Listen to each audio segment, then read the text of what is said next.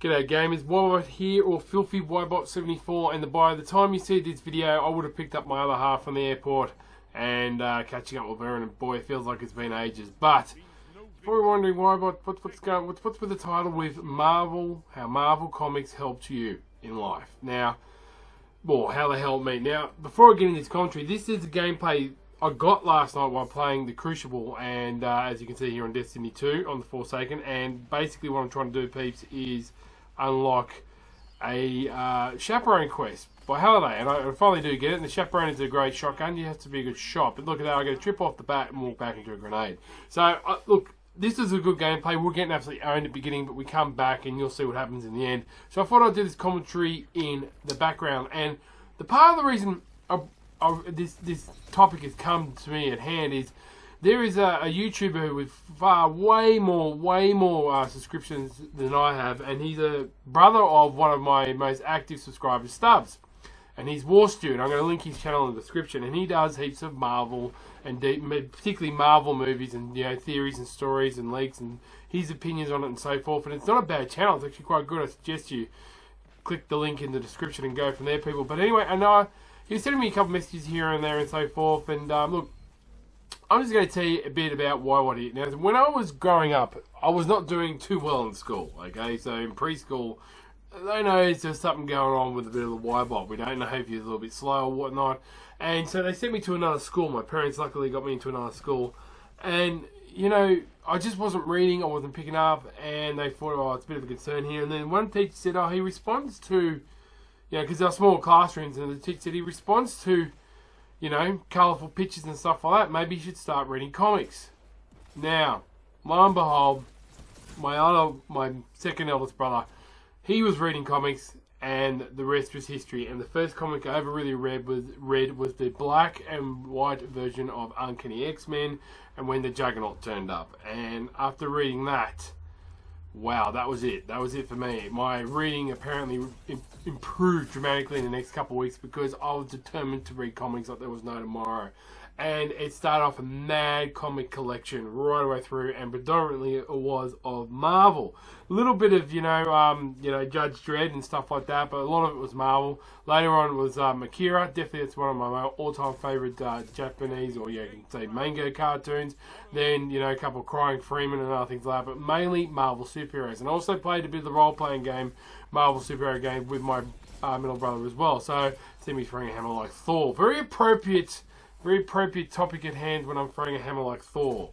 So much as the new Titan power here in this fantastic game. I'm actually loving it. But anyway, that's another story. So, it improved my reading. It actually improved it from 0 to pretty much 80% within a couple of months, if not more. And before you know it, became a much better reader. And just comics help with visualization. And the stories, I can go on about the stories, but let me tell you about the one comic issue I recommend everybody should buy and get and read. And it's very, very good. It's very, very clever. It's only 2 comic series. It's a very powerful comic from the Marvel series. And that is, believe it or not, people, the Thanos quest. Now, Thanos, and like so many other people, became one of my favourite, if not my favourite villain when it comes to Marvel superheroes. Why? Killed his mum when he was 13. Prove his love to the goddess of death. He fell in love with death. Now, in the movie, they make it like, he's about creating equality and so forth. From memory serves me, Wall Street could correct me here and there. In the comics, he was pretty much collecting souls for the goddess of death because he loved her so much. And he came across the Asgardians because they are the wearers of the souls. Now, that's what I remember. I could be completely wrong, completely BS. But at the end of the day, great character. And the Thanos quest goes on about how he gets the Infinity Stones. And it's, the different titans of the galaxy and stuff like that. Really brilliant read, won't ruin it for you, track it down, it should be online, and mate, one of the best 2 comics I've got. But the X-Men, all about the struggles and discrimination, well, I've learned that all through comics, and cartoons as well, but particularly X-Men, that was unreal.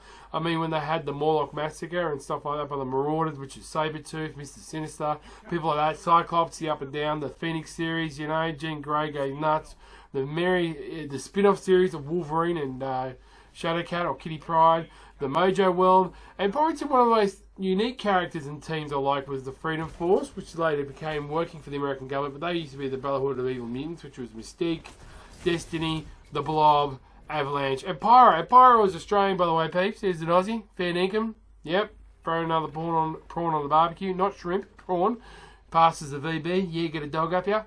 He was a, believe it or not, he was an Australian character. So, and of course, people can't remember, like back in the days when the X-Men were believed to be dead. They were hiding out in the middle of Australia for a while. So, you know, that was an interesting comic for me to read as a young kid, seeing about the Outback and the X-Men living there and so forth, up against the Reavers. And, you know, seeing good characters come and go and die and stuff like that. And seeing how the Avengers, you know, at one stage almost pitted to go and catch the X-Men because, guess what? They were bloody, you know, mutants were bad.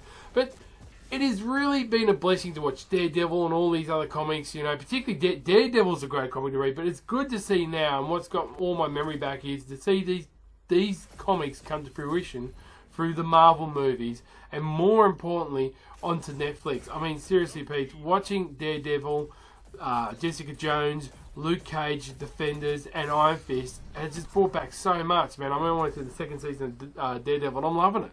Drive my girlfriend up the wall. And, of course, The Punisher. And I'm not going to lie, they kept it very bloody savage on Netflix. The Punisher is savage. He is not a PC character. He is just, yeah, he's hell-bent on revenge. So they've done a great series like that. And the X-Men movies, Deadpool, and look, I'm not going to lie, the Avengers movies have been very bold because it's hard to get these characters. And to see this over the years and to see Hugh Jackman play Wolverine, because, yeah, couldn't pick a better person. He did it so well. So, for me, growing up watching these comics, or reading these comics, sorry, now I'm watching the movies, it's just blowing my mind. And Warster, I really appreciate kind words and stuff. Thank you for linking me to his channel. We haven't been in the chat because I do have a fair bit in common. And Marvel Superheroes is just, you know, Stan Lee. What a guy. You know, the story of Stan Lee, people, he used to be a political and like an artist for newspapers and things like that. And he was going to retire, and his wife said to him, before you retire, why don't you just try and do some of your own thing? And his first characters were Fantastic Four and Spider-Man. And the rest is history, Captain America, of course, and it's just gone on from there, the Hulk, the plethora, and the actors getting involved, and the stories. Hollywood was running out of stories, they needed to turn to comics, and the technology picked up. Stanley had to sell some of the rights to get his own studios.